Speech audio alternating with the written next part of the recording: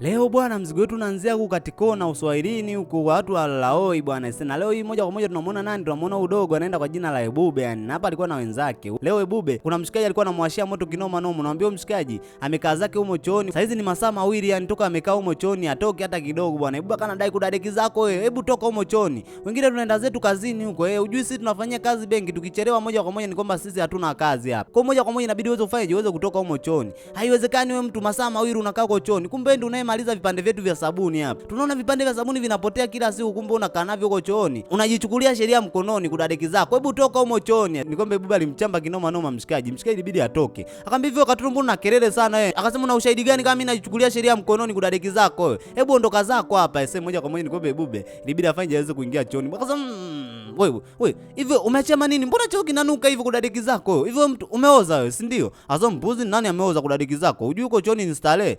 Ulifikiri kutakuwa kunanukia vizuri? Hasa kudadeki zako wewe umeoza, haiwezekani. Mtu unaacheje vitu vinanuka hivi? Akasema mpuzi ni kudadeki zako. Nani aliyekwambia mimi nimeoza? Chooni lazima kunuke. Wewe bwege nini wewe kudadeki wewe? Na baada hapo nilikuwa mshikaji akawa anaondoka zako. Akasema mpuzi toka hapa kudadeki wewe. Nini? Utanifanya nini? Utanifanya nini? Na baada hapo nilikuwa mshikaji ibidi afaje? Aweze kuondoka zake bwana. Ebube ibidi aweze kufaje? Aweze kuingia chooni hivyo, maana ndio hivyo kwamba mlikuwa mnatema hadi sio poa bwana. Basi bwana, tunaona ni kitime fulani hivi tunamwona nani? Tunamwona mshikaji hapa kana pisi yake imenyoka hadi sio poa bwana. Kama amepishana nani na Ebube. Ebube akasema ni kila siku wewe mwanawake, kila siku wanawake. Yaani unabadilisha wanawake utazani unakula chakula, mpuzi nini wewe? Utakuja ufe wewe. Akasema Ebube, hivi unaongea na nani hivyo kudadeki zako? Mbona nichokoza sana wewe? Asa jamani, mbona kama nakuongelea wewe? Akasema ndio namuongelea huyo mpuzi. Yaani mpuzi kila siku anabadilisha wanawake yani. Leo huyu, leo huyu, leo huyu. Akasema hapana bwana mpenzi, huyu ni muongo. Ni muongo sana huyu mtoto. Akasema muongo kivipi? Akasema ndio bwana, mimi nakwambia ukweli. Huyo ni malaya. Yaani ukisikia malaya hapa mtaani. Na hapo alipo hana hata 100, anaenda tu huko kutumia na anakuacha kudadeki zake. Hata hela akula hana hapo alipo. Mshika akasema, "Wewe Ebube, unaniambia mimi hivi kweli?" Akasema ndio nakwambia wewe, na maana unisikii.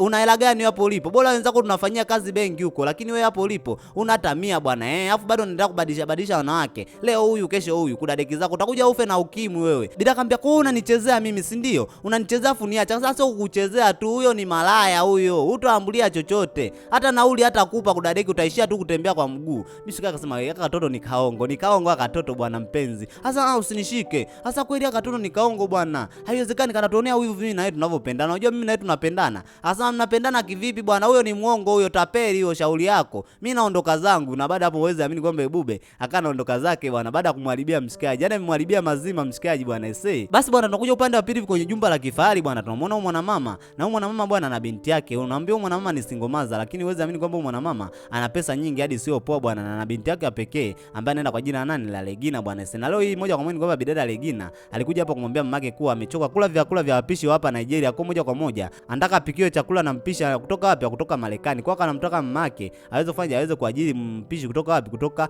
Marekani bwana. Akamwambia mwanangu, ile swala la mpishi tu ndio linao kufanya usiwe sawa. Usiwe na wasiwasi bwana. Mimi mamako si unajua nina pesa.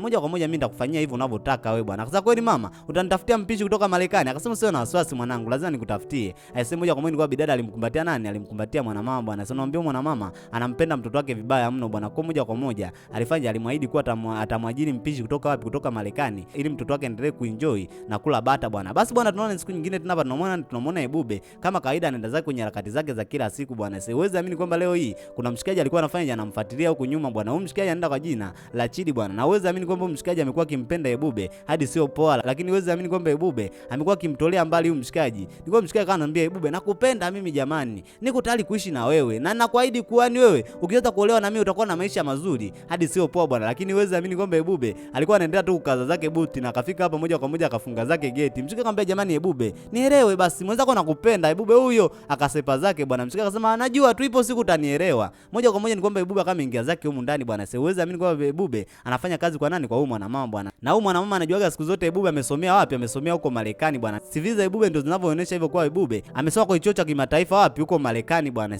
Kwa moja kwa moja ni kwa mwanamama akanamwambia Ebube, kwa nini umeweza kuchelewa siku ya leo hii? Ebube akamwambia kuwa mama usio na wasiwasi bwana, kwamba siku ya leo hii moja kwa moja ni kwamba gari langu liliweza kupata shida bwana. Kwa nikawa nimeweza kupitia kwa fundi, nikawa nimelipeleka gari langu. Mwanamama akamwambia basi hamna wasiwasi bwana, kesho jitahidi uweze kuwahi. Akamwambia usijali mama bwana, mimi nitawahi na nitazingatia muda. Si unajua tena watu kutoka Marekani sisi huwa tunazingatia muda kinoma noma. Sasa nalijua hilo na ndio maana nimekuajiri. Basi moja kwa moja nenda kufanya kuendelea na usafi. Akamwambia hebu usubiri kwanza. Nenda kule chumbani kwa mtoto wangu, uende ukafanye usafi bwana. Maana ameniambia kwa nguo zake ni chafu bwana. Basi moja kwa moja nikombe Bube ilibidi afanye aende akabadilisha zake nguo na aendelee na kazi kama kawaida. Basi bwana, tunaona siku nyingine tena tunamuona Bube akanapiga zake story huko Uswahilini bwana. Sinamwambia Bube maisha yake sio mazuri hata kidogo. Na wewe mimi tunamuona mshikaji Chazo hapa. Ni kwa mwamba alikasirika kinoma noma bwana. Baada ya Bube kuweza kumkimbizia kitege chake bwana. Kwa mshikaji hicho kifanya hapa kama baba pale saka bega kama kafunika pale kwa Bube. Kuda deki zako wewe. Unaitia mjanja sana sasa leo hii lazima nikupeleke Kongo leo.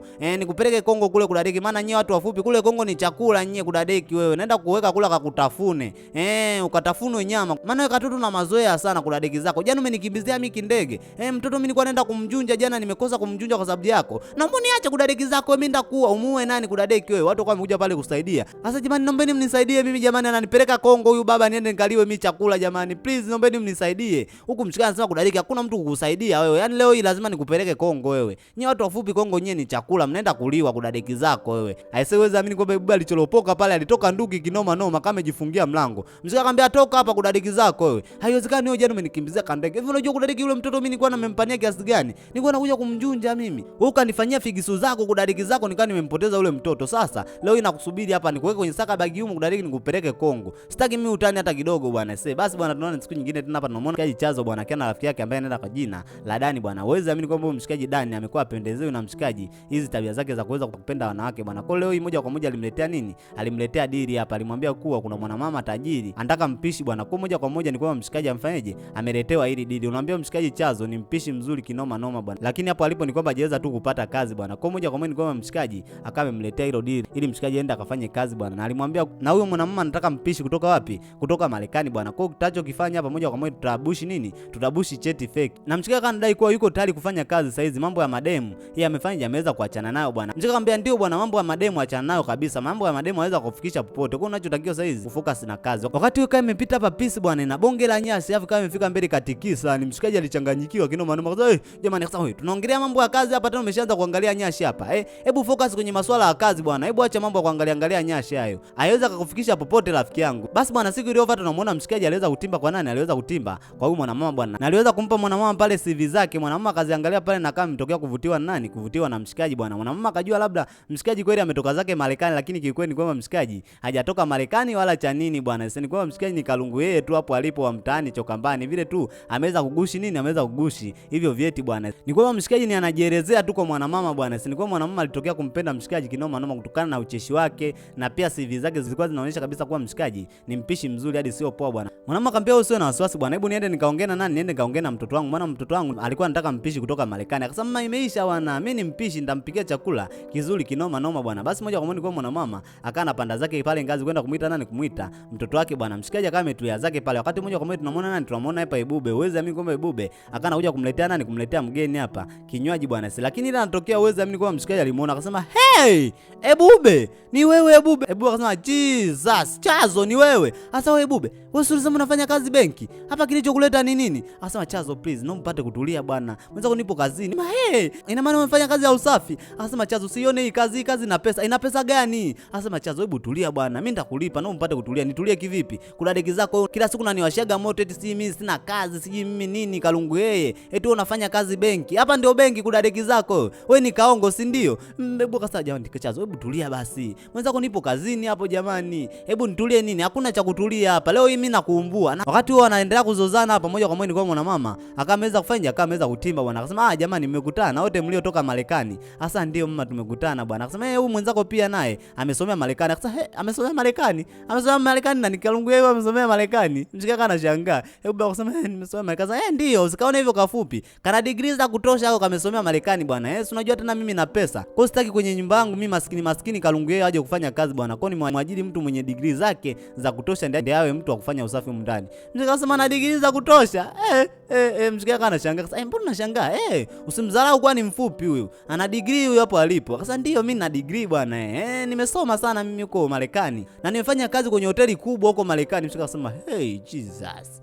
Unafanya kazi kwenye hoteli kubwa wapi wewe? Akasema kweli bwana, mimi nimefanya kazi kwenye hoteli kubwa. Akasema una uhakika? Akasema kweli mimi na uhakika nimefanya kazi kwenye hoteli kubwa bwana. Muuliza hata mama ameangalia CV zangu. Akamwambia kweli bwana, katoto kana degree hapo kalipo. Akasema basi hamna shida mama, vipi imekweje kweje? Hata hivyo mtoto wangu amependa bwana CV zako. Kwa ameandaa hapa lisiti ya vyakula ambavyo inabidi ufanye uweze kumpikia bwana. Na ukipika vyakula vizuri, moja kwa moja tufanye utakuwa umepata kazi. Na baada hapo moja kwa moja kwa mwana mama akawa ameondoka zake bwana, akawa amemwacha mshikaji pale pamoja na nani, pamoja na Ebube. Na baada ya muda mshikaji pamoja na Ebube ilibidi waje wakae huko ase. Ebube akanasema eti chef kutoka Marekani. Wewe ni mpishi kutoka Marekani wewe, kudadeki zako eti mpishi kutoka international sijui nini. Umefanya kazi kwenye hoteli kubwa. Hebu acha uongo wewe kalungu yeye, na kufahamu kabisa mtu wa mademu wewe. Masuala ya kufanya kazi Marekani na wewe wapi na wapi? Asema Ebube naomba mpate kuniacha. Mbona umesema sijui umesoma chuo cha international wapi wewe? Hata darasa la 7 lenyewe hujasoma kudadeki zako. Unafikiri mimi sikujui wewe? Bora mimi sasa wewe unayejitia sijui mpishi sijui nini, mpishi wa international. Utaweza kupika kweli wewe kudadeki zako mtu wa mademu wewe? Upo kuumbuka. Na mimi ninachotaka ufukuzwe huko ndani bwana. Mimi siwezi nikakaa na wewe huko ndani kudadeki zako wewe.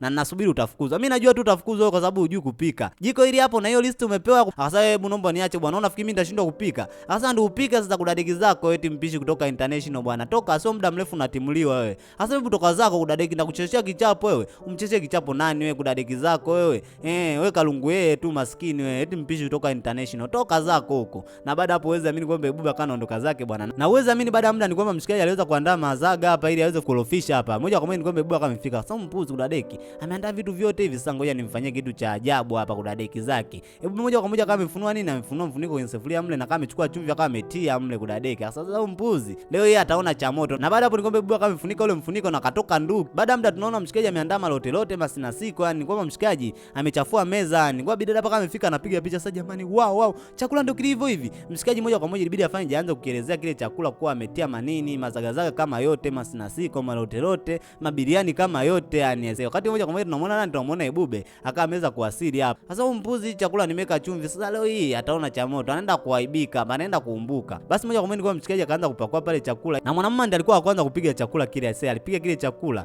unaambia chakula kilikuwa ni kitamu kinoma noma. Bidada naye akapiga kile chakula, ase unaambia chakula kilikuwa ni kizuri hadi sio poa bwana. Bidada mwenyewe kama amekubali bwana, akasema kikweli chakula nimekipenda. Ebube akasogelea akasema jamani, mama hivi chakula hakina chumvi hicho? Akasema Ebube hii chakula hakina chumvi, kiko vizuri tu. Sasa jamani, mama hebu kula vizuri bwana, hebu angalia na huo mchuzi kabisa hauna chumvi. Sasa wewe hii chakula hakina chumvi bwana, hii chakula ni kizuri, hakina shida yoyote. Na mwanamama akasema ndio Ebube hii chakula hakina shida yoyote. Huko bidada akasema jamani, wewe kaka nimekupenda sana jamani, wewe kaka hii chakula ni kizuri. Achazo nimefurahi sana, umeweza kumfurahisha nani? Umeweza kumfurahisha mwanangu bwana, na mimi moja kwa moja nimekuajiri. Aisee uweza amini kwa mshikaji alifurahi kinoma noma huko bidada. Ndio usiseme bwana huko Ebube amejishika tu kichwa. Sasa mboga gani tena jamani? Niliweka chumvi lakini chumvi haijafanya kazi. Mama hebu angalia vizuri chakula kitakuwa kina chumvi bwana. Hebu angalieni kote. Sasa twende huko. Chakula kina chumvi nini? Twende kanieleze huko hiyo chumvi umeweka saa ngapi kudadeki zako wewe. Aisee ni kwamba mshikaji alikavuta ka Ebube bwana. Aisee huko bidada anaenda kuenjoy msosi hadi sio poa bwana. Mshikaji sasa kudadeki zako wewe ndio uliweka chumvi si ndio? Unabahati sana wewe mpuzi na Mungu wako wewe. Yaani leo nitaka uumbuke. Nilibadilisha wakati ule kudadeki zako wewe. Aisee Ebube akawa mfaija kama ondoka zake. Na siku zikazi zinazidi kuenda bwana, tunamwona mshikaji hapa anaendelea kukorofisha, na leo yeye alikuwa anaandaa bonge la diko bwana. Na ile diko lilikuwa lina nani? Ni la bidada bwana Regina. Bwana Ebube akanataka aonje pale, alipigwa. Sababu tulia bwana. Unaonja vyakula vyenye sio vya kwako. Hii chakula ni cha kwako hadi unaonja. Kwani huwezi kupika? Si upike chakula chako. Sasa nini? Nipike chakula changu kivipi? Wakati moja kwa moja kama amekuja nani? Amekuja bidada. Sasa jamani Chazo, chakula changu bado onja na niuma. Akasema sijali madam. Chakula ndio nimekiandaa hapa sasa hizi. Kiko fresh kabisa. Yaani kiko tayari kwa ajili ya kuliwa. Usio na wasiwasi nakuletea. Sasa basi hamna shida, niletee huko chumbani. Mshika akasema, naenda kumpelekea bosi leo chakula chumbani." Asa mpuzi kudadeki zako, naona ni siku ya 3 toka umefika hapa. Lakini naona karibu wenu na mtoto wa bosi unaendelea kuwa mkubwa. Ndakushona ngumi hiyo kudadeki zako au nikupe mwenzi? Wewe bwege ni sasa leo, ngoja nikupe adhabu leo. Lazima unywe mchuzi wa moto leo. Asa mpuzi naomba uniache sasa nikuache nini kudadeki leo na kunywesha mchuzi wa moto hapa. Huku panda pitu tunamwona bidada kama ametulia zake hapa anaendelea kuenjoy, anakula maisha bwana. Si unajua tena ni mtoto wa tajiri, mtoto wa mfogo. Mshikaji kama ingia hapa na kama amemwambia kwa amemletea chakula bwana. Bidada akamwambia basi hamna shida, niwekee hicho chakula hapo mezani bwana. Mshikaji kama ameka zake pale chakula na akawa anataka aondoke. Bidada akamwambia Chazo hebu njoo. Naomba kae hapa. Mshikaji kashangaa. Jamani mtoto wa bosi, mimi siwezi nikakaa hapa. Si unajua tena siwezi kukaa kwenye chumba hichi. Jamani mimi si ndio bosi wako? Mimi si ndio nikuruhusu kae hapa. Hebu naomba kae hapa bwana. Bidada kama amesogea na vizuri bwana. Unaambia kabidada tayari kameshampenda nani? Kameshampenda mshikaji bwana. Kwa moja kwa moja kaka anafanya kanamzingatia mshikaji hadi sio poa bwana. Yaani uweze amini kwa bidada akajikuta mdogo anampenda nani? Anampenda mshikaji. Na huku pande pili tunamuona Ebube anapiga msosi kudadiki mpuzi, anajua kupika. Natamani hadi nile vidole. Wakati moja kwa moja mshikaji akatimba akasema Ebube, sasa huo msosi nimeka mimi kwa ajili yangu unakula. Akasema mimi ndaacheje kuku kama yeye? sasa njoo hapa kudadeki wewe, lazima nikufundishe adabu siku ya leo. Wakati moja kwa moja kama amekuja nani? Amekuja bidada hapa, Regina bwana. Sasa jamani, nini kinachoendelea hapa? Sasa tunacheza tu, tunajua tena tupo kupata zetu kuku nini, tunaenjoy maisha. Bidada akamwambia Chazo, naomba mpate kuja kule chumbani kwangu unifanyie massage. Huyu ni mwanaume aweze kufanyia massage? Kwa sababu tulia, mbona unanibania bania wewe? Sasa ndio nataka nifanyie massage. Si unajua tena Chazo mikono yake ni ya miujiza. Akipika chakula kinakuwa kitamu. Kwa nataka mimi mwenyewe aenda kanifanyie massage nijisikie vizuri bwana. Chazo, hebu fanya haraka bwana, njoo chumbani kwangu kule unifanyie massage. Sasa wewe tulia bwana, ende nikamkamie kule mtoto wa bosi nikamjunje. Sasa Chazo asema hey, nini kinachoendelea hapa jamani? Chazo kudadeki zake. Yaani hapa kuna kitu kinaendelea. Lazima tu, haiwezekani. Eti akafanyiwe massage kivipi? Chazo ndio kwanza hata wiki moja hajamaliza ameshakuwa na ukaribu na mtoto wa bosi. Hapana, haiwezekani. Hapa kuna kitu kinaendelea. Sio bure bwana. Huyu mpuzi atakuwa anatumia dawa huyu. Haiwezekani mtoto wa bosi anamchobokea vile. Lazima nichunguze. Basi bwana, siku ya leo hii tunamwona nani? Tunamwona mshikaji Chidi hapa. Uweze amini kwamba siku ya leo hii alitimba moja kwa moja kwa kina nani? Kwa kina Ebube hapa. Na moja kwa moja ni kwamba kana ongea na Ebube hapa kama kawaida yake. Akaenda kufanya kutupa zake swaga hapa kwa Ebube. Akanamwambia Ebube, yani ukifanikiwa kuolewa na mimi ni kwamba mimi hapa Ebube nitakufanya uweze kuwa na maisha mazuri. Utaenjoy hadi sio poa bwana. Ebube akanashangaa, ni mpuzi ananidanganya mimi. Nani mimi nakwambia utapata kila kitu kwa wakati. Akasema ni mpuzi kabisa wewe. Unanichukulia mimi njunje, si ndio? Yani wewe kalungu yeye kabisa yeye mlinzi wewe, eti mimi unipe maisha mazuri. Hebu ondoka zako hapa na uongo wako. Mshika akasema kweli bwana, na mimi nakuahidi kuwa ukiweza tu kuolewa na mimi nakupa dawa ya urefu. Unakuwa mrefu, unakuwa ni mrefu kabisa hadi kule juu. Hebu akashangaa ni mpuzi. Ananichukulia mimi kalungu yeye, si ndio? Akasema wewe, hebu acha masiala yako kudadeki zako. Anasema I swear mimi nakwambia ukweli. Mimi na dawa ya kukuongeza wewe urefu. Iko kule ghetto. Mimi nakwambia ukinywa tu ile dawa unakuwa mrefu. Hebu ondoka zako hapa kudadeki zako. Eti unanipa dawa kuongeza urefu. Nimekwambia mimi na shida na urefu. Hebu toka zako hapa. Siwezi amini kwamba mshikaji alitolewa nduki kinoma noma, maana ndio hivyo ni kwamba alikuwa anajioshia kwa yeye ana dawa ya nini? Ya kuongeza urefu, na hiyo dawa iko wapi? Iko chumbani kwake bwana. Basi bwana, tunakuja upande wa pili tunamwona nani? Tunamwona mshikaji hapa kana endelea na shughuli zake kama kawaida bwana, za kuoshaosha vyombo hapa. Kama kuja nani? Amekuja hapa bidada. Uwezi amini kwamba bidada kama mfanya kama mtekenya pale mshikaji. Mshikaji akashtuka, jamani nini tena aisee? Ni wewe Regina, kwa nini lakini unanitekenya tekenya hivyo? Hasa nikumisi. Akasema ulinimisi mimi au ulimisi chakula changu bwana? Sasa Masaki kweli nikumisi wewe pamoja na chakula chako. Sasa nijua tu mimi chakula changu nikipika lazima mtu atakimisi tu. Akasema kweli ndio maana mimi nakimisi, si ndio? Mimi nakimisi sana chakula chako bwana. Kikweli mimi nakipenda sana chakula chako. Akasema hata hivyo naona bwana kuna kitu kama unanificha bwana. Akasema hapana, mimi sikufichi kitu. Sasa basi moja kwa moja nikawa mshikaji akanapiga story pale na bidada akawa na fly kinoma noma, lakini uweze amini kwamba Regina alikuja hapa kwa ajili ya nini? Kwa ajili ya mshikaji bwana. Ni kwamba Regina saizi anampenda mshikaji hadi sio poa bwana. Baada ya muda tunamuona Regina pamoja na mamake bwana. Leo hii moja kwa moja mamake alikuwa anamwambia Regina kuwa amemtafutia nani? Amemtafutia mwanaume aweze kufanya aweze kuolewa naye bwana. Maana yeye umri wa kuolewa umeshaweza kufanya, umeshaweza kufika bwana. Lakini Regina alikuwa yuko tayari bwana. Akamwambia mimi siko tayari. Akamwambia uko tayari kivipi? Inabidi uwe na mwanaume saizi. Mimi ninachotaka wajukuu. Akasema mama, wajukuu utawapata bwana, lakini sio kwa saizi. Mimi inabidi niweze kujichagulia mwanaume wangu ambaye nampenda mama. Sasa kivipi? Uniletee mimi mwanaume maskini hapa? Mimi sitaki mwanaume maskini. Mimi nimekuchagulia mtoto wa rafiki yangu, kwao wana pesa, na pia wana kampuni kubwa tu hapa jijini Lagos. Akamwambia mama, kwa unachoangalia ni pesa, si ndio? Baada ya kujali mtoto wako napenda nini unaangalia pesa. Yaani unataka kuniuza mimi mtoto wako, si ndio? Akamwambia hapana mwanangu, usimaanishi hivyo. Mimi ninachotaka uweze kuolewa mwanangu, niweze kupata wajukuu, ndio kitu ninachokitaka. Akamwambia mama, mimi siko tayari kuolewa bana. Mimi na mwanaume ninayempenda. Kuna mwanaume mimi nampenda mama, alimpa kofi. Sasa nini wewe? Yaani mimi nakutafutia mwanaume unasema una mwanaume unayempenda. Aisee, ni kwa mwanaume alikasirika kinoma noma bwana. Utaolewa tu utake usitake, na baada hapo uweze amini kwa mwanamama akaameza kuondoka zake bwana. Uweze amini kwamba kabidada tayari kameshampenda nani? Kameshampenda mshikaji Chazo bwana. Na baada ya muda tunamuona Chazo hapa kana toka kwenye chumba cha nani? Cha bidada Regina. Hebu kana shanga.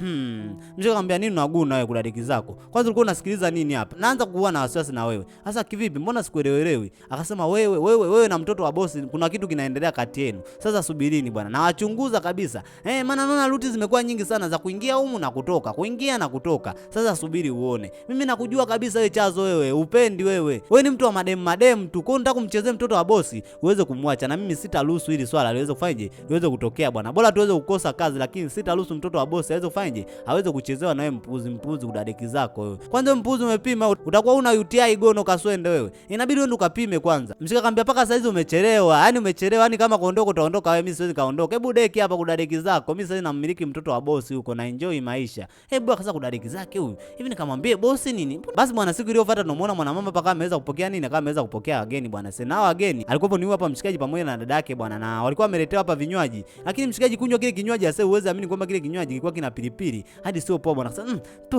hii juice na pilipili sasa kaka nini? Sasa hii juice na pilipili bwana. Mwanamume ilibidi aonje ya kwake. Sasa jani, mbona hii juice ni nzuri tu? Akasema hata kwangu ni nzuri. Sasa wewe una shida gani? Akasema jamani, juice yangu mimi ina pilipili. Ina pilipili bwana. Sasa uweze amini kwamba mshikaji ndiye nitakiwa aweze kumuoa bidada nani? Bidada Regina bwana. Lakini advertiser anakuja hapa, anawekewa pilipili kwenye nini? Kwenye kinywaji bwana. Bidada ibidi aonje na akasema jamani, pilipili. Mna pilipili, mna pilipili. Mwanamume kana shangali, ibidi amuite nani? Amuite Ebube. Ebube, hebu njoo hapa. Aisee, unaambia Ebube alitoka kasi kinoma noma bwana. Sema mwanamume ibidi amwambie Ebube, hivi kwa nini umeweka pilipili kwenye kinywaji? Sema hapana, mimi sijafanya hivyo. Mbona vinywaji viko vizuri? Havina shida yoyote bwana madam. Hiyo pilipili wamekuja nao wenyewe nini? Akasema hizi juice zina pilipili na maana si ni waongo sisi. Sasa nyinyi mtakuwa ni waongo bwana. Sasa sisi ni waongo, sasa nyinyi ni waongo. Haiwezekani kinywaji nimeleta mimi kina pilipili eti mnasema kina pilipili. Kivipi? Hiyo pilipili labda midomoni ina pilipili. Hebu toa hivyo vinywaji bwana. Sasa wakati moja kwa moja kama amekuja nani? Amekuja mshikaji bwana. Sasa uweze amini kwamba mshikaji ndiye aliyeweka nini? Aliyeweka ile pilipili. Baada ya kusikia kuwa bidada anatakiwa afanye, inabidi aweze kuolewa na nani? Na huyu mshikaji. Kwa alichokifanya moja kwa moja akamweka pilipili kwenye kile kinywaji. Tunaona ni time fulani vicha usiku tunamwona nani? Tunamwona mshikaji hapa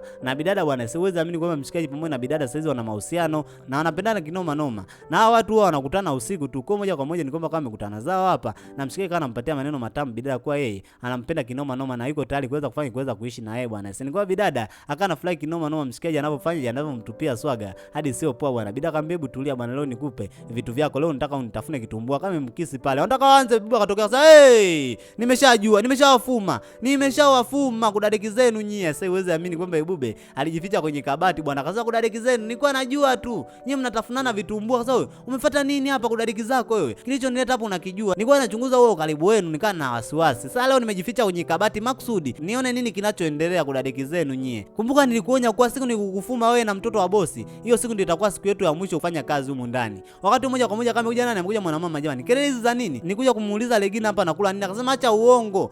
Nyie mnanjunjana hapa, nimewafuma kudadeki zenu. Mama, hao wananjunjana hawa. Wananjunjana hawa watoto. Na nikwambie kitu kingine mama, sisi sio wasomi wala chanini, na sisi hatujasomea hata Marekani. Sisi hapa tulipo tunaishi huko Uswahilini huko tulifoji tu vyetu toka tumekuja hapa kwa ajili ya kufanyaje? Kwa ajili ya kupata tu kazi hapa. Bidada kana shangaa. Na huyu mpuzi ni kibaka tu mmoja Salange, anapenda wanawake hadi sio poa. Na huyu kwa siku alikuwa ananjunja wanawake 6 lakini bado aliziki. Anabeba micheto ya sabuni anaenda kujichukulia sheria mkononi huko. Mtu gani huyu? Kwa mimi sitaruhusu kabisa yani aweze kuwa na mtoto wa bosi. Akasema acha uongo wewe kudadeki zako. Bidada akasema Chazo, kumbuli nidanganya. Kumbe unamjunja mtoto wako. Sasa ndio anamjunja huyo. Aisee, uweze amini kwa bidada ajisikia vibaya kinoma noma. Mshikaji kasirika. Sasa udadeki ndakupa buti wewe. Akasema nini? Utanifanya nini? Akasema sasa nyewe wawili siwataki niwaone hapa, ondokeni. Ondokeni kwenye nyumba yangu, sitaki niwaone. Akasema nilijua tu. Akasema ondokeni. Wapuzi nini? Nani mnanidanganya mimi? Akasema wewe ndio uliyesababisha bwana. Inabidi tuweze kumuomba bosi msamaha. Bidada akamwambia inatosha Chazo. Mwanamama akamwambia ondokeni. Ondokeni kabisa, mmeshamvuruga mtoto wangu hapa, siwataki. Aisee. Na sisi tunaondoka, hatutaki kazi. Aisee, unafikiri sisi tunaishi kwa ajili ya kazi yenu? Tuna sepa zetu sisi. Wakawa wamegonga na kugonga hao. Wakawa naondoka kweli, yani machizi hadi sio poa bwana. Si wakawa wamesusa kazi na moja kwa moja wakawa mfanya wakawa wameondoka pale. Nilikuwa mwanamama akasema mwanangu, yani umemkataa Daniel kwa ajili ya huyu kichaa huyu? Hasa mama nampenda Chazo mama, kiukweli. Nampenda kinoma noma mama, nilimpenda toka ile siku ya kwanza nimemuona. Hasa mwanangu, pole mwanangu. Sasa nilikuwa mwanamama nampenda kinoma noma mtoto wake. Sasa mama, kiukweli nampenda Chazo mama, please naomba mpate kumsamee. Wasamee mama aweze kurudi ndani. Mbona walikuwa ni watu wazuri, japo kwa alitudanganya lakini walikuwa ni watu wazuri, walikuwa wanatupikia chakula, wanafanya kazi huko ndani. Naomba mpate kuwasamee mama, apate kurudi kazini bwana. Na hapa moja kwa moja ilibidi mwanamama aweze kukaa ili aweze kufanya aweze kuongea na binti yake, maana ndio ni kwa binti yake anampenda Chazo kinoma noma bwana. Akamwambia mwanangu usiwe na wasiwasi, hilo swala nitalifikiria. Basi bwana, uweze amini kwa mshikaji kwa ametoka na nani? Na Ebube. Tusepe zetu bwana. Kwanza nini ndio ulisababisha? Unafikiri sasa tunaenda kuishije haya maisha? Hata mshahara wenyewe hatujapatia. Kwa sababu wewe ndio ulisababisha kudadiki zako. Tunaondoka sasa. Tusepe zetu. Basi bwana, uweze amini kwamba Ebube pamoja na Chazo wakawa narudi zao wapi? Wanarudi zao kule maskani kwao bwana. Na alikuwa anatembea kwa miguu. Kwa sababu gani? Bosi wao aliwafukuza hata 100 hajawapa. Akasema tutaenda kupata kazi nyingine. Mbona tulikuwa tunaishi vizuri tu? Tunabushi tena vyetu tunaenda kutafuta kazi sehemu nyingine na tutakuwa tuna maisha mazuri bwana. Sasa basi moja kwa moja ni kwamba kana anajifariji hapa. Lakini wakati huo moja kwa moja ni kwamba kwa simu zao zikawa zimeingia message. Mshikaji akasema Ebube pesa. Ebube naye simu yake kama imeingia message. Akasema jamani pesa milioni 10. Jamani milioni 10. Aisee, uweze amini kwa mwanamama kuweza kuacha hivi. Ebube pamoja nani na mshikaji Chazo bwana aliwatumia nini? Aliwatumia kiasi cha fedha bwana. Mshikaji Chazo alitumia milioni 10 na Ebube naye alitumiwa nini? Alitumiwa milioni 10 bwana. Sasa ili waweze kufanyaje? Waweze kuendelea na maisha mengine bwana. Ni kwamba alifurahi kinoma noma. Jamani Ebube tuna pesa saizi jamani, tumekuwa matajiri. Aisee, uweze amini kwamba watu walifurahi kinoma noma. Ni kucheza tu humu tu tuna pesa saizi, kudariki zetu zizi ni kuenjoy tu, ni kula bata. Aisee, uweze amini kwamba mshikaji pamoja na Ebube waliweza kupata pesa na kana maisha mazuri kinoma noma bwana. Aisee, na huu ndio mwisho wa picha yetu. Asante kwa nami mwanzo mwanzo mpaka mwisho. Usisahau kusubscribe, comment na kushare.